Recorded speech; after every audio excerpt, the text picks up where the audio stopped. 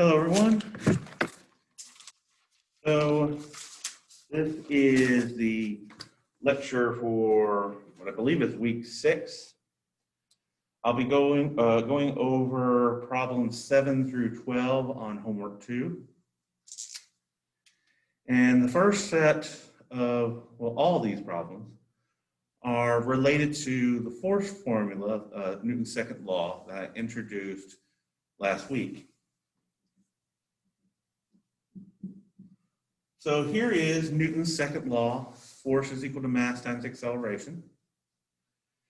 And the first one I'm going to do is I'm going to change A, which is just a general acceleration. It could be any type of acceleration. I'm going to change it to G, little g, where little g stands for the acceleration of gravity, and in particular, the acceleration of gravity on Earth, which we know to be 9.8 meters per second squared from last week, and actually the week before that. So what is this type of force? It's gravity's effect on an object's mass, and that is called weight. So this is a way to measure the weight of an object in newtons. And another way we can write this is we can go ahead and replace the g with 9.8, since we're going to be doing everything here on Earth. And therefore, we're going to be doing everything with Earth's gravity of 9.8 meters per second squared. So problem number 7 says, you have an object that has a mass of 500 kilograms. What is its weight in newtons? Well, that's pretty simple. I'm just going to plug in 9.8 for G, and I'm going to plug in 500, the 500 kilograms in for mass.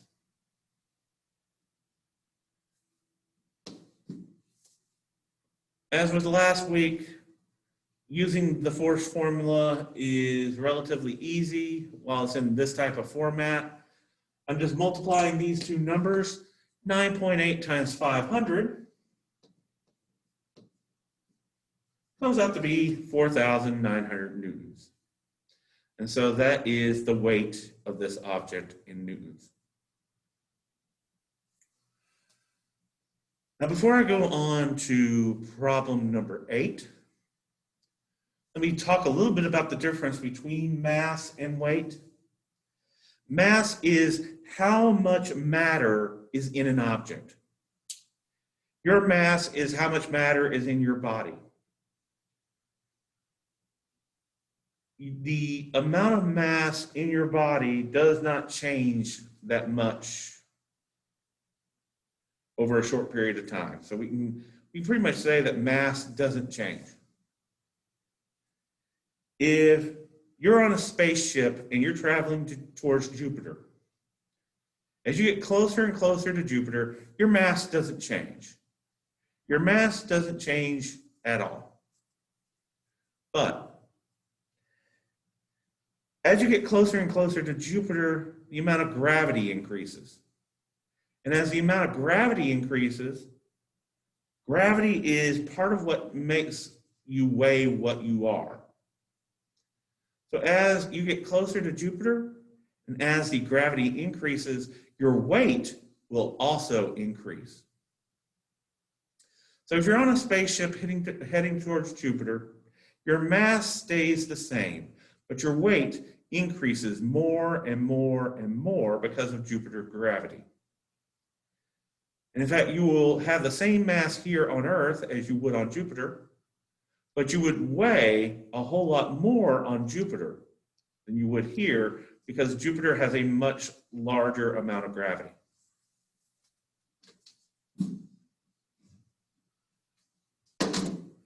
Problem number 8 tells us that we have a 1,000 Newton object in weight, and it wants us to find the mass. So again, read these problems carefully and make sure you know what numbers they're given to you. A lot of people will be tempted to put the 1,000 here, but the 1,000 is in newtons, which means it's a force. That means it goes here.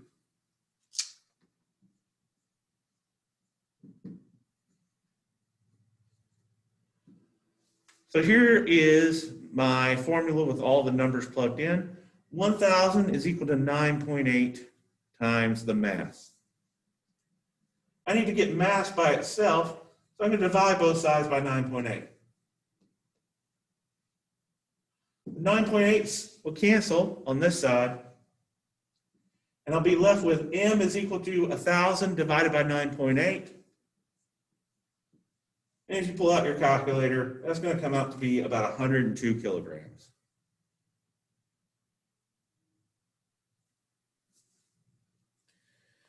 Luckily, this formula is relatively easy to use, at least for now. So even when we have to do some algebra, the algebra isn't that difficult.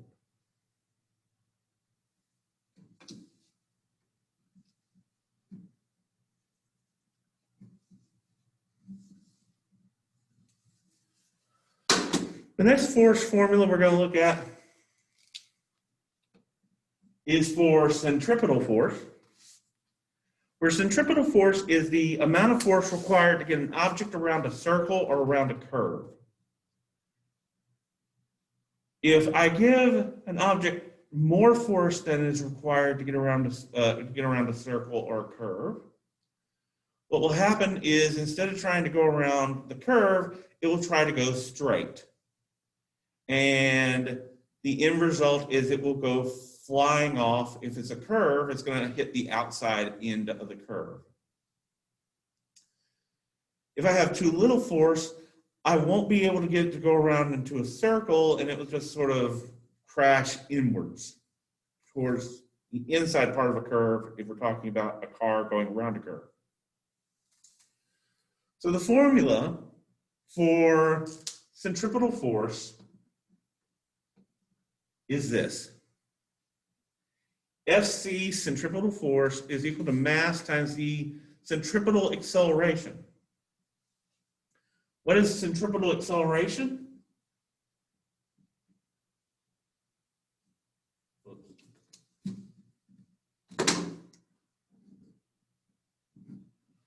Centripetal acceleration is how fast you're going, the velocity squared, divided by r, which is the radius of the curve you're trying to go around. The larger r is, the more broad the curve is. The smaller r is, the sharper the curve is. Now you can do these types of problems in two different ways. One way is if you're given mass, velocity, and the radius, you can plug the velocity and the radius into this formula, find out what AC is, plug that number here along with the mass so that you can find the centripetal force. Or we can just combine these two formulas together. So I'm going to replace AC here with that.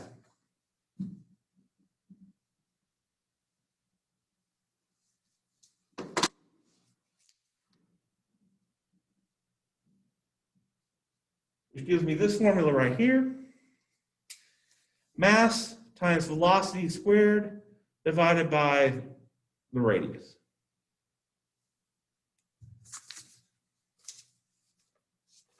So the first problem of this type is number 9.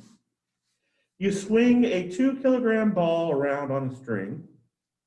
The radius of the circle the ball travels around is 2 meters, and you give the ball a velocity of 30 meters per second. What is the centripetal force on the ball? Reading through this, 2 kilograms, that's a mass, so I'm going to plug that in for M. 2 meters, that's the radius. I plug that in for R. And I have 30 meters per second, that's a velocity. I'll plug that in for V. Now, hopefully you have a calculator with you. I don't, or at least I don't have a good one. So I'm going to be doing a few little shortcuts here. And what you'll see by shortcuts is I'll do some canceling. So notice I got a 2 here and a 2 here. Those are going to cancel out. I got 30 squared. 30 squared is 900, and this is a force, so it's in newtons. You don't have to cancel out those 2's. If you take 2 times 30 squared is 900, times 2 is 1800, but then divided by 2 is going to give you the 900 I got. As I said, I'm going to be doing some cancellations, so I don't need a calculator, but you're free to go ahead and use a calculator if you want to or need to. There's nothing wrong about using a calculator in this class. All right, next up, number 10. How much centripetal force is required to move an 1,000 kilogram object, imagine a car, around a curve with a radius of 5 meters at a velocity of 10 meters per second? So I have a 1,000 kilogram car. Says that I'm going around the curve at 10 meters per second. And the curve has a radius of 5 meters.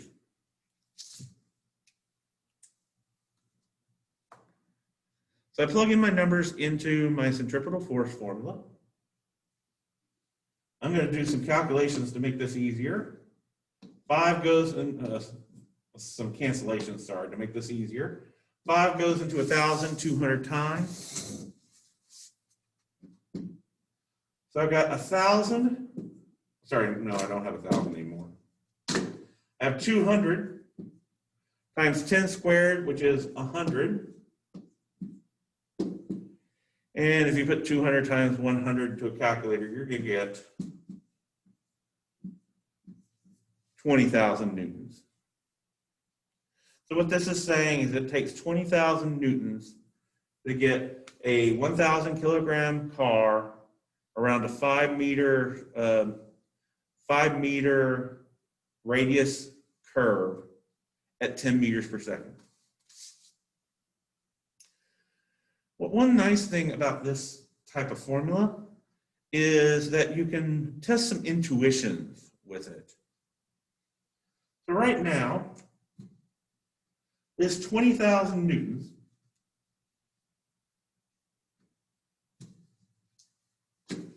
is with a 1,000 kilogram car going around a 5 meter radius curve at 10 meters per second. What I'm going to do next is I'm going to change the size of the car. I'm going to change the size of the car to 2,000 kilograms, but I'm going to keep everything else the same. And I'm going to put this in a box. That 20,000 newtons was the original value for a 1,000 kilogram car going at 10 meters per second around a 5 meter curve. I'm now going to calculate this with a larger car. That's 2,000 kilograms. And before I start doing the calculations, I want you to think, is it easier or harder to get a large car around a curve when compared to a small car? Okay, I will now do the calculations. And you don't need to have this part in your homework. There is no homework for this part of the problem that I'm doing. You don't need to write this down. But 2,000 divided by 5 is 400. 10 squared is 100. And 400 times 100 is 40,000 newtons. notice that this value is larger than our original value. So it's taking more force to get this larger car around the corner than it did to get our smaller car around the corner. So if you said it's harder to get a larger car around the corner than a smaller car, you're correct. In fact, it's twice as hard because notice 40,000 is twice as much as 20,000. Which sort of makes sense because our new car is twice as big as our original car. So it is now twice as hard to get around the corner.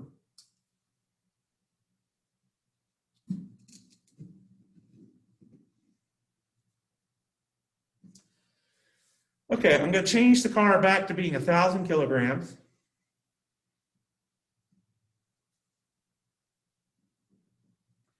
This time I'm going to speed the car up. So we're going, instead of 10 meters per second, we're now going 20 meters per second. Again, this is a problem that isn't on your homework. This is just minor variations on, what was it? It was problem number 10. So this is minor variations on problem number 10. So you don't need to write this part down. But I've increased the velocity from 10 meters per second to 20 meters per second. But I've gone back to my original 1,000 kilogram car, and I'm keeping the radius of the curve at 5 meters. So before I do the calculations, think, is it easier or harder to get a car that's going really fast around a corner versus a car that's going really slow around a corner? Let's do the calculations to see if you are right. 1,000 divided by 5 is 200. 20 squared is 400. And 200 times 400 is 80,000 newtons. So if you said that it is harder to get a faster car around a corner than a slower car, you are correct. And in this particular case, it's 4 times harder. 80,000 is 4 times 20,000. So it is 4 times harder to get it around the corner. But we've only sped up the car by 2 times. But we went from 10 meters per second to 20 meters per second. Why is it that when I'm going twice as fast, it's 4 times harder to get around the corner? Well, it's because the velocity is squared. So that 2 times squared is 4 times. 2 squared is 4. One more.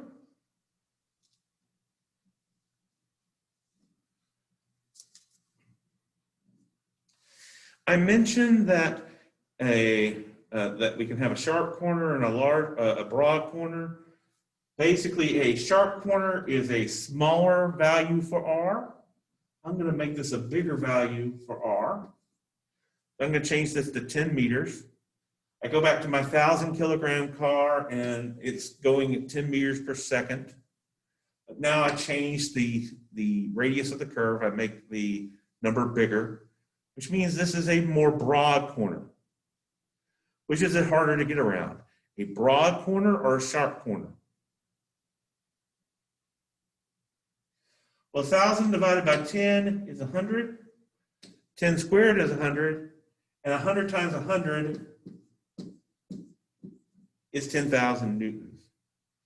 So if you set a broad corner, like this one, is easier to get around than a sharp corner, like when I had it at only 5 meters radius, then you are correct. It takes much less force to get around that broad corner than it does around the sharp corner.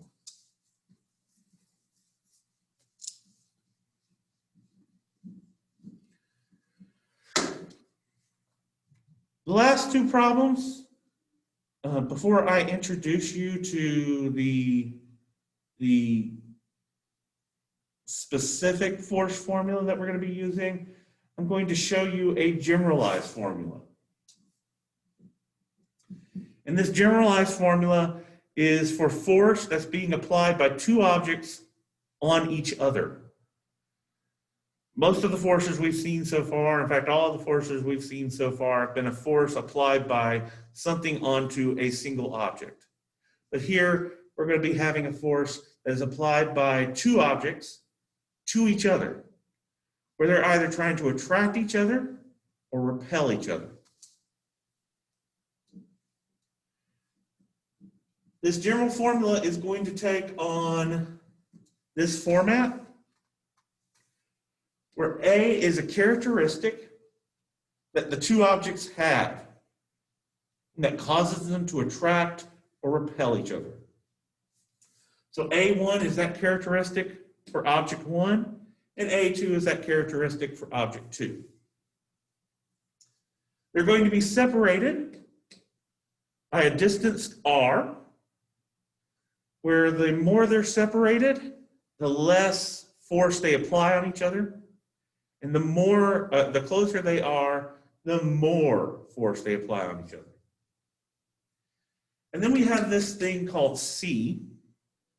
C is a universal constant that will never change. Well, it will change for the two types of problems we have, but once we find out C for the first type of problem, it will be always that C for that type of problem. And the best way to think of it is, at least for our purposes, C is going to be a conversion into newtons. So it's going to take the units that I have here. When I multiply it by C, it will change that all into newtons. So what are the two types of forces that have this general format? One type of force is electrostatic force. It's kind of like it's almost like the magnetic attraction, or in some cases, the magnetic repulsion between two objects. We won't get to electrostatic force until just before exam 3. But the other type of force that we will be getting to right now is gravitational force. So that's going to change A into M. Because what gives an object gravity? What gives an object gravity is that it has mass. So the mass of the first object and the mass of the second object is what's going to give those objects gravity, and is going to cause them to attract each other. And the constant C, we're going to change into big G, which should not be mistaken with little g, the acceleration of gravity.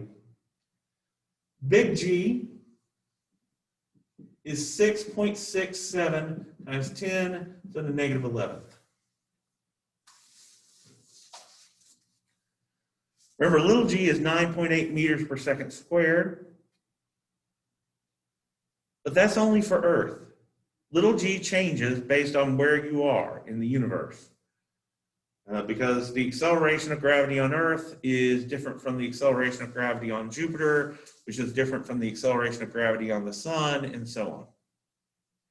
But this, big G, does not change, because as I said, it's just a conversion factor. So big G will always be 6.67 times 10 to the negative 11th, no matter where you are in the universe. So let's see how this type of problem works.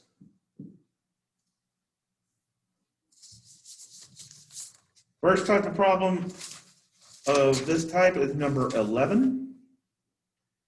You place two objects that both have a mass of 10 kilograms. So I'm going to plug in 10 for M1 and for M2.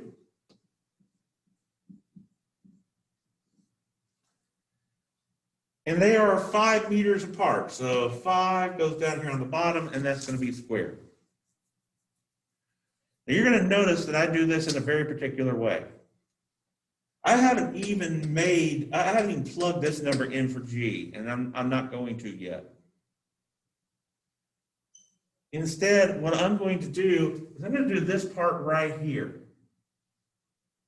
And I'm going to do that part right here because it has operations that I think everyone understands. Everybody knows how to multiply 10 times 10.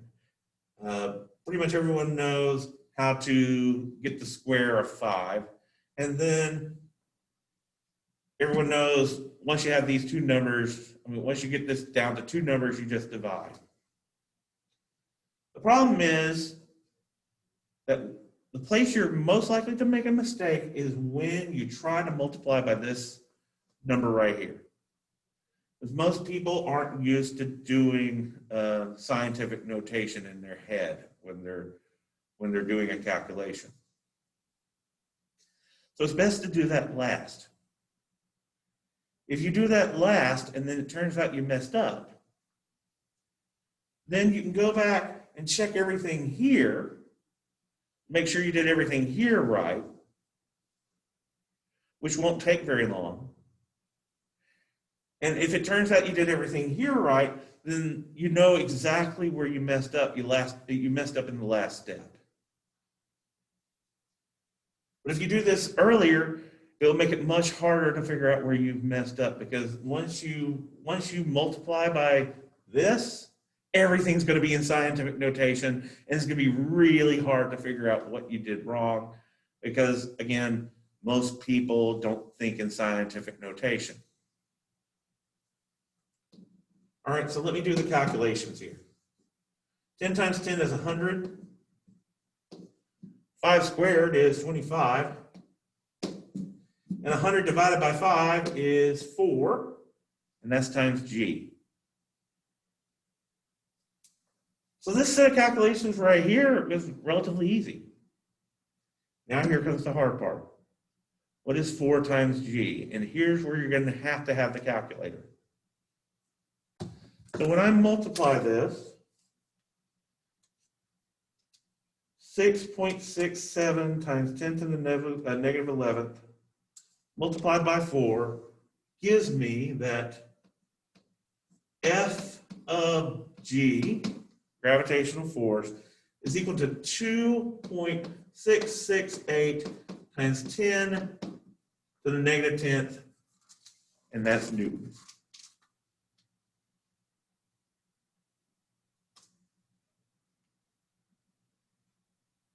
Here's a good way to make sure that you're entering the scientific notation right in your calculator.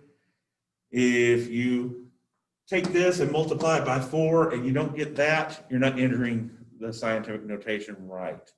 And if you're doing that, if you don't know how to put in the scientific notation into your calculator, my suggestion is to go onto YouTube and just search how to enter scientific notation into a TI-80 something calculator.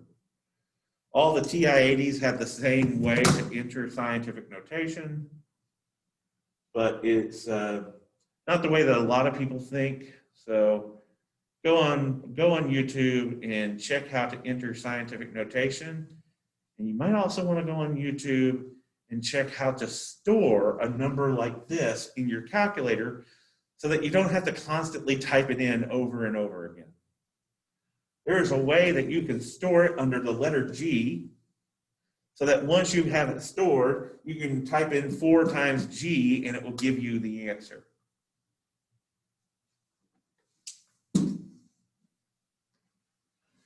One more, problem number 12.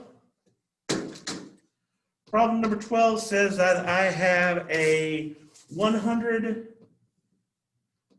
kilogram object, a 50 kilogram object, and they are separated by 10 meters. So I plug in 100 here, 50 here, 10 here.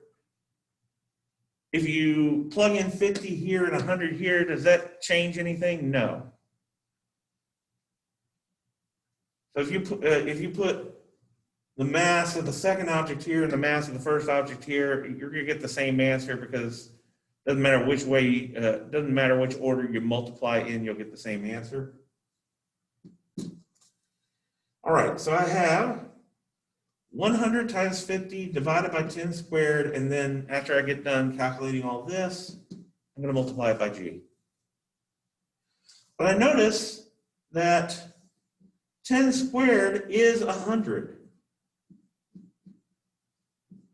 So what I can do is I can go ahead and change 10 squared into 100 and then cancel out these hundreds. And I get that this is 50g. Of course, you can go ahead and put that in your calculator. 100 times 50 is 5,000. 10 squared is 100, so 5,000 divided by 100 is 50. Now I'll go ahead and plug in this for g and multiply it by 50, and you should get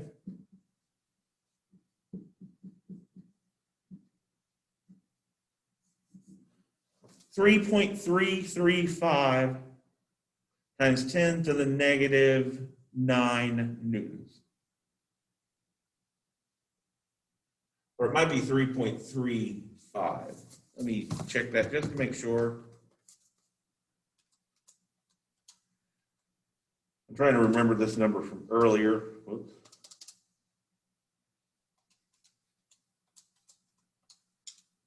Yeah, it is 3.335 times 10 to the negative 9 newtons. So always do this part first. Save G until the very last part. And then you can multiply by the scientific notation. That way, you're converting this into scientific notation until the very last moment, which will make it easier to go through and check for errors after you get done. And that is it for today. I'll see you next week.